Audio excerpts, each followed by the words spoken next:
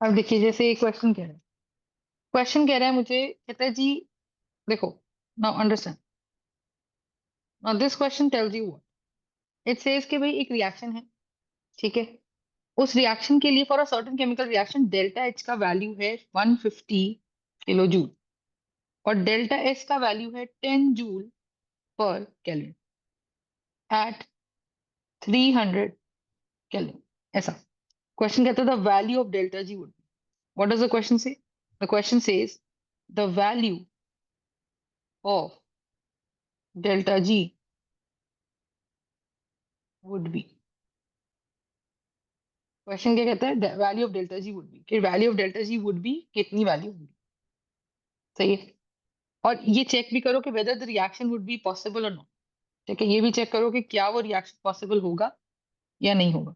तो हम यहाँ से क्या लिखेंगे, देखिए, तो एच की वैल्यू 150 आ गई, तो हम लिखेंगे delta G is equal to delta H minus T delta ऐसे जाएगा। तो डेल्टा एच कितना है? 150। डेल्टा एच कितना है? डेल्टा एच का वैल्यू है मेरे पास 150। किलो जूल है तो इसको मैं 1000 से मल्टीप्लाई करके जूल में बदल देती हूँ। टेम्परेचर कितना है? 300 केल्विन। डेल्टा एच का वैल्यू दे रखा है 10। इसको सॉल्व करते हैं तो गिब्स एनर्जी आ जाएगा। गिब्स एनर्जी की वैल्यू आ गई मेरे पास 150000 माइनस 3000। तो वंस यू हैव 150000 माइनस 3000, तो this is going to be what? 147000। You understand? So this many joules मेरे पास गिब्स एनर्जी आ गई और ये पॉजिटिव है।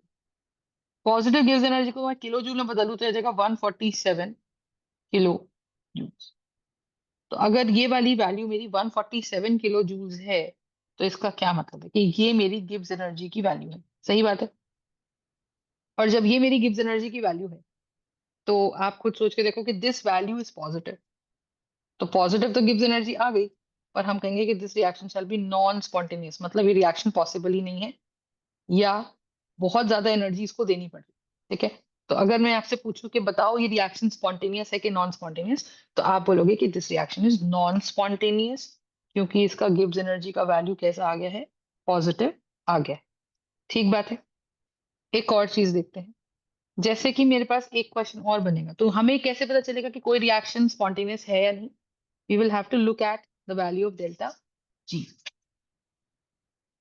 ठीक है, इस तरह से हम इसको देखेंगे। हम्म,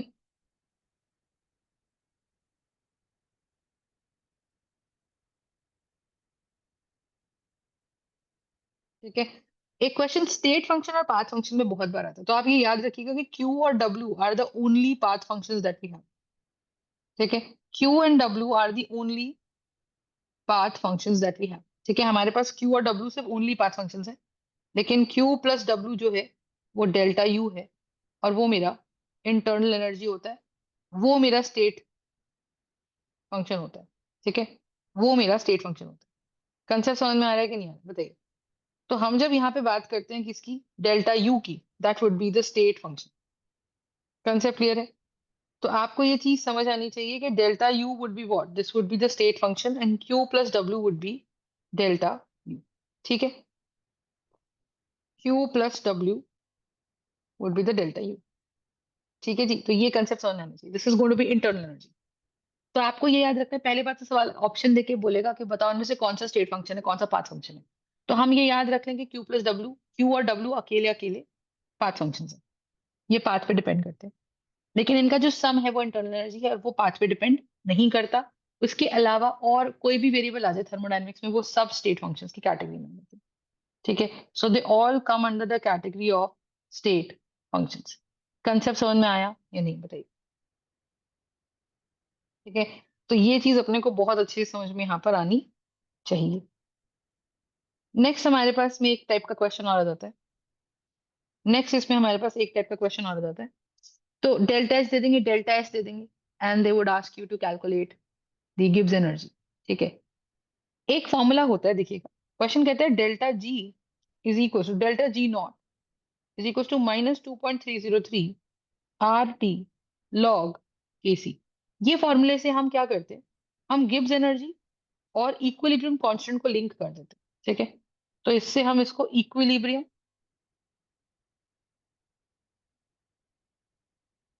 कांस्टेंट से लिंक कर देते किसको, Gibbs energy. Are you understanding my point?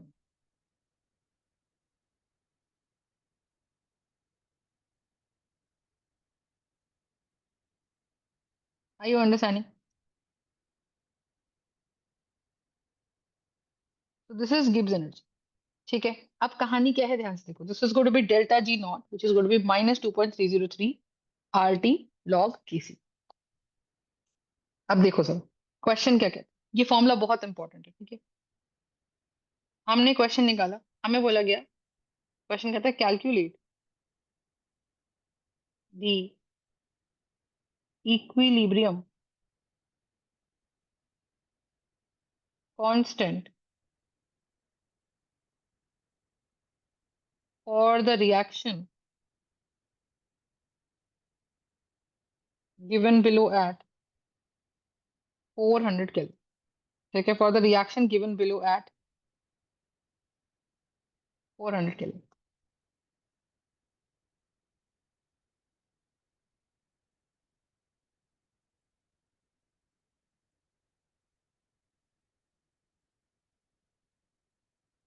Are you understanding?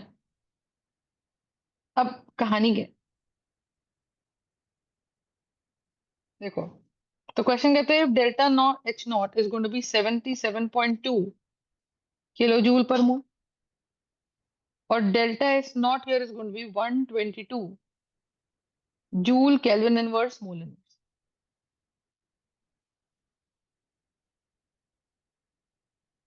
You would have PCl5.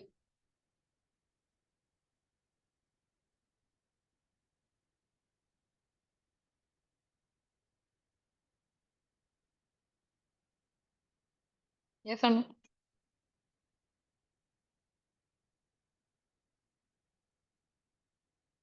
Got it? ये दे रखा है। अब इसका इक्विलिब्रियम कांस्टेंट अपने को निकालना है।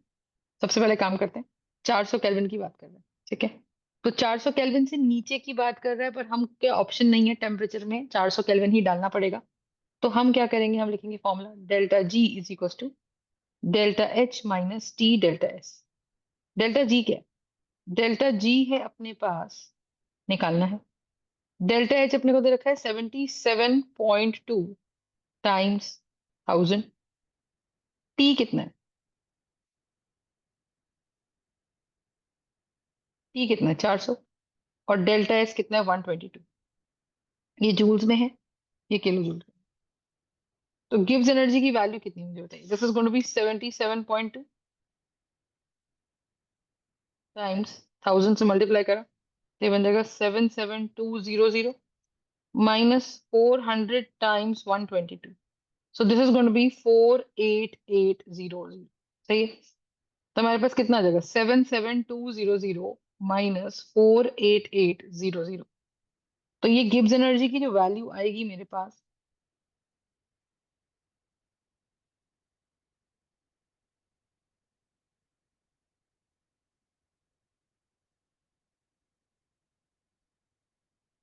That was 28400।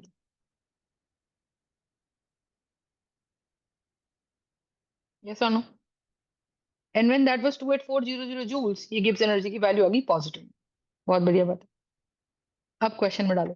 क्वेश्चन में मुझे आप देखो, इन्होंने डेल्टा एच नॉट दे रखा है, डेल्टा एस नॉट दे रखा है, तो सॉल्व भी डेल्टा जी नॉट निकलेगा। डेल्टा जी नॉट या डेल्टा एच नॉट या delta S not,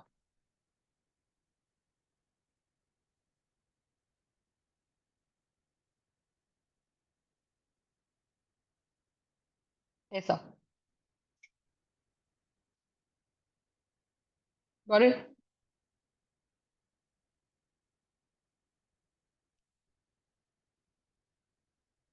right? So delta G not here is going to be what, minus 2.303 R T log K C. ये question है। You understand? That is going to be minus 2.303 R T log K C. तो अगर ये log K सी है, ठीक है, ऐसा है, तो इसका क्या मतलब है? डेल्टा जी नॉट तो निकाल दिया हम लोगों ने 28400 माइनस 2.303। आर की वैल्यू हम कितनी दी, देखिए ये जूल्स में निकाली, तो 8.314 डाल दूं जूल्स की वैल्यू। देखो याद रखना है, आर की वैल्यू हम लेते हैं 8.314 जूल्स में। आर की वैल्यू हम यहाँ पर लेते हैं, सही बात है। So you would have this value,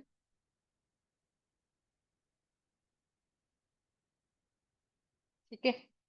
so this would be 8.314 joules. यहाँ पे आ जाएगा 0.0831, और एक आर की वैल्यू आ जाएगी 0.082। That was litre bar and that was litre bar and that was litre atmosphere. और लॉग केसी अपने को निकालना है, कुछ नहीं है तो बेस 10 है। तो यहां से अगर हम सॉल्व कर लें तो ये वाली वैल्यू हटा देंगे, तो ये देखा 28400 divided by -2.303.8.314, and this would be equal to log of KC. अगर if it is equal to log of KC, इसका मतलब क्या है बताइए। This is log of KC. तो यहां से अगर हम सॉल्व करेंगे तो कितना आएगा, 28400 डिवाइडेड बाय 2.303 डिवाइडेड बाय 8.314। तो ये वाली वैल्यू मेरे पास निकल के आएगी कितनी, इसको सॉल्व करेंगे। अच्छा, टेम्परेचर भी तो है, एनआरटी 400 भी है, तो डिवाइडेड बाय 400 भी करेंगे इसको, तो डिवाइडेड बाय 400 भी करेंगे। तो मेरे पास आंसर ये आके आया 3.7 माइनस का। This is log of KC की value, and that log of KC की value would be, that log of KC की value would be what, -3.7 to the base 10। यहाँ पे रहेगा क्या कि 10 की पावर हम ये कर दे तो आंसर ये आ जाएगा। तो आई होप यूर अंडरस्टैंडिंग कि केसी की वैल्यू रहेगी कितनी, 10 की पावर -3.7। और केसी की वैल्यू अगर माइनस ये रहेगा तो 10 की पावर कितना आएगा, -4 प्लस 0.3, तोड़ सकते हैं इसको ऐसे करके। तो -3.7 को लिख सकते हैं ना, -4 प्लस 0.3, विच बेसिकली मीन्स इसको लिख सकते हैं 10 की पावर -4 इंटू 10 की पावर 0.3। तो केसी की वैल्यू कितना है, 10 रेस्ट पावर 0.3। तो 10 रेस्ट पावर 0.3 की वैल्यू कितनी आ जाएगी मुझे बताओ। तो this is going to be 10 raised power 0.3 into 10 raised power -4। This would be the value of KC, ठीक है। तो आई होप यूर अंडरस्टैंडिंग कि यहाँ पे अगर हम बात करें तो केसी की वैल्यू आ जाएगी 10 की पावर 0.3, जब आप कैलकुलेट करोगे तो मिलेगा 1.958। ये मैं कैलकुलेट करना सिखा दूंगी, ये मेरा केस है। तो कुछ नहीं करना, कुछ नहीं है तो यहाँ बेस 10 है। बस मुझे फॉर्मूला पता होना चाहिए कि गिब्स एनर्जी की वैल्यू इज -2.303 RT log केसी। अभी केसी की वैल्यू देखो, ये केसी की वैल्यू अगर मैं लिख दूं तो ये है 1.958 divided by 10,000। This would be the value of KC.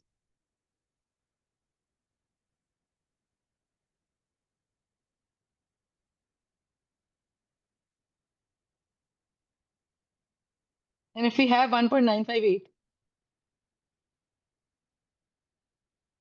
Bye 1000, तो ये वाली वैल्यू आ रही है 0.000198।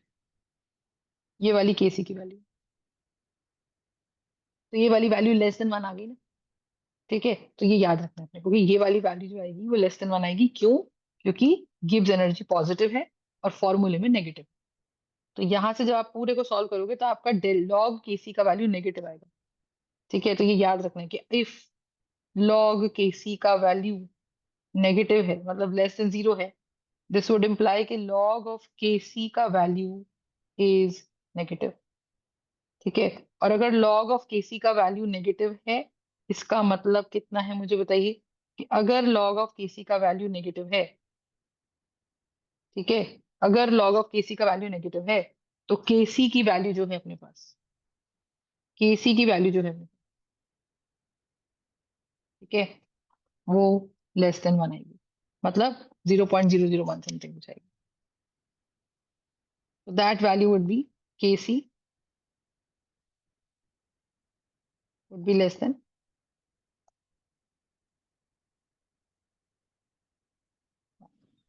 कॉन्सेप्ट क्लियर और not, just tell me yes और नो। ठीक बात है, ठीक है। This would be the value of KC, okay.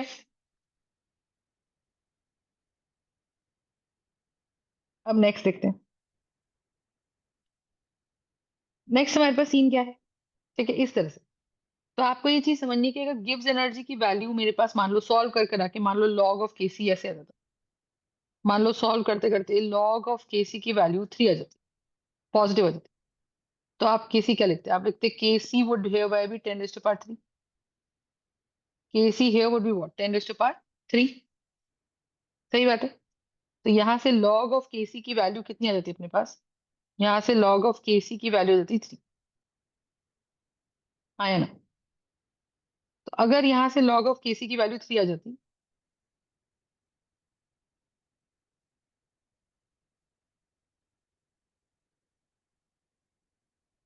आ जाती, तो this would have been the value of 3। Got the point?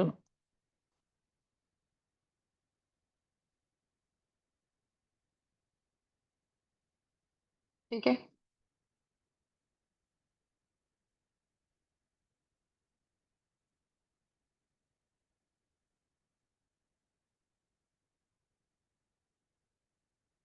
Concept clear है?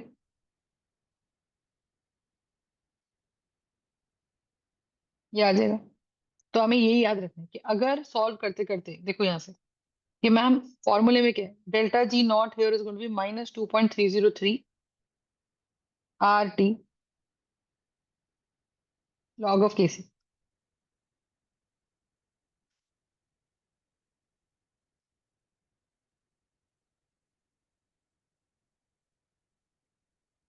ठीक है,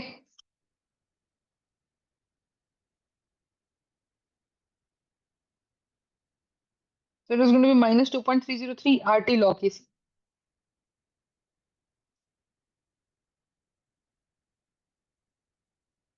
Got it?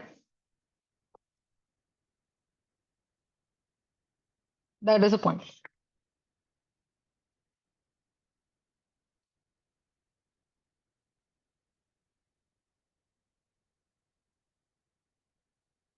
अब अगर गिब्स एनर्जी नेगेटिव आ गई और यहाँ भी नेगेटिव है, तो सीधी सी बात है कि नेगेटिव से नेगेटिव कैंसिल हो जाएगा, तो लॉग केसी की वैल्यू कैसी आ जाएगी? पॉजिटिव। अगर अगर डेल्टा जी नॉट की वैल्यू पॉजिटिव आ गई और ये -2.303 आ गया, आर टी लॉग केसी लिख दिया, और ये पॉजिटिव और ये नेगेटिव है, तो सॉल्व करते करते लॉग केसी की वैल्यू नेगेटिव आ जाएगी, लॉग केसी की वैल्यू नेगेटिव आ जाएगी। सही है? तो इससे हमें क्या समझ आ गया? इससे हमें क्या समझ आया बताइए? कि मैम लॉग केसी की वैल्यू नेगेटिव है और यहाँ पे लॉग केसी की वैल्यू पॉजिटिव। सही बात। तो इसका क्या मतलब है कि यहाँ पे लॉग केसी की वैल्यू पॉजिटिव और यहाँ पे लॉग केसी की वैल्यू नेगेटिव है। तो लॉग केसी की वैल्यू अगर नेगेटिव है तो केसी की वैल्यू <1 आएगी, और यहाँ पे केसी की वैल्यू अगर पॉजिटिव है तो यहाँ पे केसी की वैल्यू >1 आएगी। क्यों? क्योंकि 10 की पावर सम पॉजिटिव वैल्यू आ रही है और यहाँ पे 10 की पावर सम नेगेटिव वैल्यू आ रही है। कंसेप्ट क्लियर है या नहीं बताइए? Are you understanding my point? ठीक है, तो ये कॉन्सेप्ट अपने को बहुत अच्छे से समझ में आना चाहिए। इस तरह से क्वेश्चन